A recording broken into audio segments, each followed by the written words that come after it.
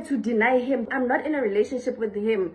Poster everywhere. Posted a picture of us on Facebook. I keep asking him like, why do you do this? Why do you keep posting us? And I'm gonna show you guys all the chats. Every time I text him and I'm like, why are you doing this? He always has excuses. The first excuse of posting me was that way posting like I'm a group mistake, and then now it was all over social media. And then I never know there's no excuses. He's just laughing at me. Like he's literally laughing at me while I ask him, or why I hit on social media, why I post on social media. I am not in a relationship. Lindumise. Ojala anyone and Ochavilo never know Ukurumu.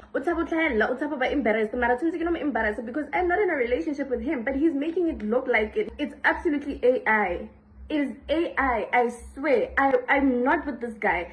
He edits his own stuff. I'm literally not with him. This is the only way to prove that I'm here to speak. He doesn't want to leave. He doesn't want to get in the car. He's obsessed. Gana inside the car. As long as he gets in the car. You want to tell him, Lohamo, so don't bore him.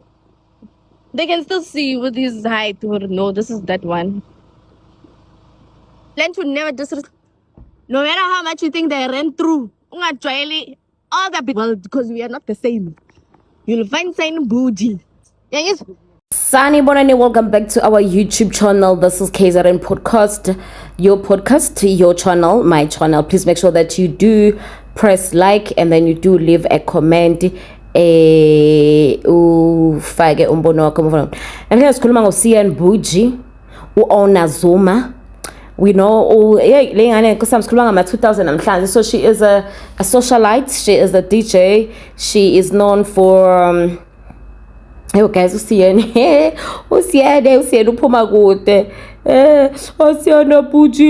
siyona bujio yakhumbulelwa neNigeria elishaya iNigeria lase Cape Town eGwaza kuningi nje izitori zasiyene so aba kuma accident kwashona abangani bakhe kwasolwa yena date o sugar daddy kwathi kushona umbongeni ngema wakhala usiyene wathi ngishone lo sugar daddy kwavele kwaqona nokushona umbongeni hayi basingaziphela umbongeni ngema asizinomayishona kodwa phela kwaqonda nosumbongeni ngema just died. Remember ukushona kwambongeni ngema kwavele kwagijima nje kwaba into nje iphuthumayo ke uCN Buji ngathi wejola naye ngoba wakhala wathi ngishone lo sugar daddy wami inkosi yami kade ngirentela u50,000 ngizoba yini. Then uCN Buji was dating also this boy uNdu sizokuthengela ibhanoyi laba bacula lo ngoma leyo yini group yalaba fam.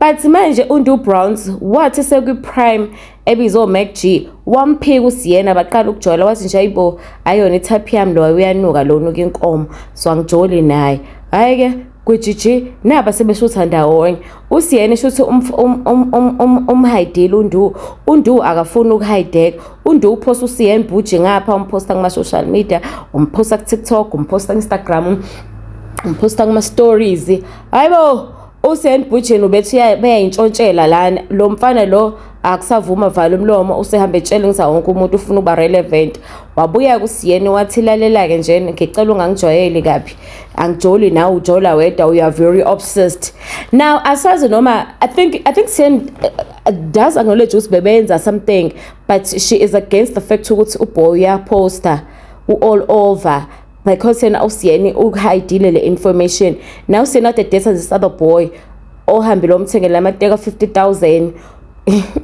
waqeda wamkhipha baya out bayobhuka some nice resort umfana wachitha khona lapho uSiyeni wabambe iphone uboy ethi I'm out with my family with my parents we went on a getaway I'm coming back hayibo njani kanti uhlele nami nje uSiyeni lana uSiyeni wabamba iphone wakhathi show trip yaba short but driver boy so uSiyeni she's that kind of a person she's not girly who will go an extra mile to feed indoda and all of that with the man is from the sugar daddies. Now this boy was not posting. Now this boy Undu is making it out there no to Jola no CN. UCN does not want that because the sugar daddy who's funding the lifestyle that CN is providing for this boy who is out and about because baby ambitious umculo is not up there njengamanje yabo.